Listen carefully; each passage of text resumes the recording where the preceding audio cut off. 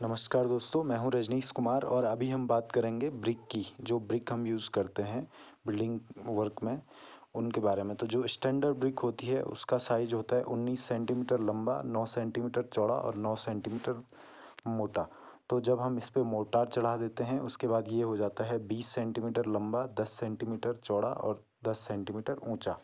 Brick बनाने के लिए हमारे पास सॉइल चाहिए होती है। उस सॉइल का जो कंपोजिशन इस तरह होना चाहिए, उसमें सिलिका की मात्रा 50 से 60% होनी चाहिए, एलुमिना की 20 से 30 और लाइम 10% से ज़्यादा नहीं होना चाहिए।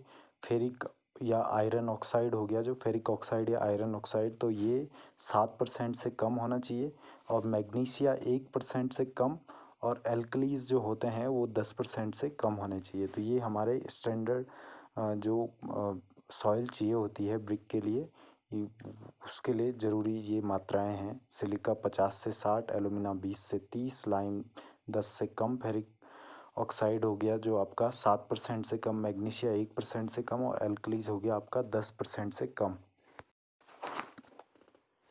जो सिलिका होता है वो हमारे ब्रिक को शेप देता है और ये जो हमारा ब्रिक की ड्यूरेबिलिटी बढ़ाता है और जो हमारा श्रिंकेज और वार्पिंग है उसको कम करता है। दूसरा है हमारा एलुमिना। जो हमारा एलुमिना है वो वाटर एब्जॉर्ब करता है, तो ये ब्रिक को प्लास्टिसिटी देता है। अगर हमारा एलुमिना ज़्यादा होता है तो ये ब्रिक को रिफ्रैक्टिव बनाता है, और बहुत ज़्यादा हो गया एलुमिना तो इससे ब्रिक में क्रैक्स वगैरह वगैरह आते हैं। अगला है हमारा लाइम। तो लाइम है वो हमारे श्रिंकेज को, जो ऑन ड्राइंग गर्म सूखने पे जो श्रिंकेज होता है उसको कम करता है और इसका जो फ्यूज़न पॉइंट होता है वो कम होता है। अगर हम ब्रिक की मात्रा ज़्यादा यूज़ करते हैं तो इससे लाइम की मात्रा ज़्यादा यूज़ करते हैं तो उससे ब्रिक का शेप बिगड़ जाता है। नेक्स्ट है मैग्नीशिया। तो मैग्नीशिया आपका जो वार्पिंग है उसको कम करता है। अगर ज़्यादा मैग्नीशिया हो गया तो इससे ब्रिक का कलर येलो हो जाता है। आयरन ऑक्साइड है, ऑक्साइड हमारे ब्रिक को देता है, ब्रिक को इम्परवियस बनाता है, इम्परमेबल और ड्यूरेबिलिटी बढ़ाता है ब्रिक की, और स्ट्रेंथ और हार्डनेस भी देता है ब्रिक में। आयरन ऑक्साइड का काम ये है। अगर आयरन ऑक्साइड ज़्यादा हो जाता है तो इससे ब्रिक का कलर डार्क ब्लू हो जाता है। हमारा है वो एल्कलीज है। तो एल्कलीज 60 जो होते हैं, अगर वो ज़्यादा मात्रा में हो जाए तो इफ्लोरेसेंस हो जाता है ब्रिक में। सेंस जो टर्म है वो होता है जब हमारे ब्रिक, मतलब जैसे ब्रिक आपका मॉइस्चर के कांटेक्ट में आ गया तो उसके बाद ब्रिक के सरफेस पे सफ़ेद या ग्रे कलर का पाउडर बनता है और धब्बे पड़ते हैं। और जो एक अच्छी ब्रिक होती है उसमें ये 10% से ज़्यादा एरिया पे नहीं होना चाहिए ब्रिक के।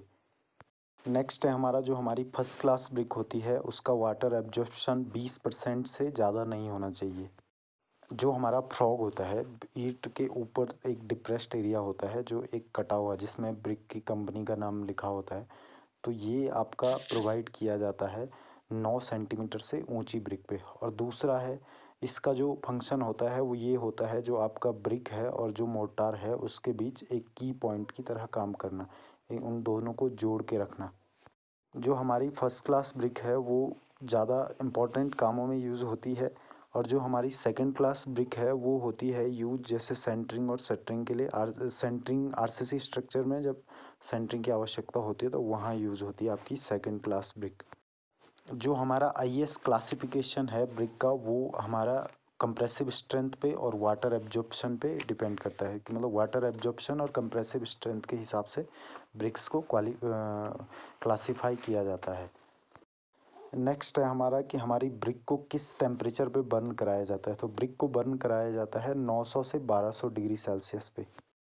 जो हमारी मोल्डेड ब्रिक है, जब हम ब्रिक को मोल्ड में बनाते हैं तो उसके बाद जब उसमें 3% तक का मॉइस्चर बचता है तो उसके बाद उसको बर्निंग के लिए ले जाते हैं।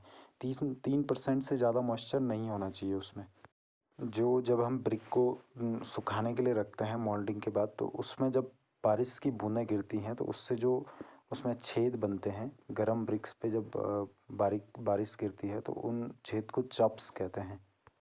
1 क्यूबिक मीटर में कितने ब्रिक चाहिए होते हैं? तो 1 क्यूबिक मीटर में 500 ब्रिक होते हैं। 1 क्यूबिक मीटर में 500 ब्रिक आते हैं।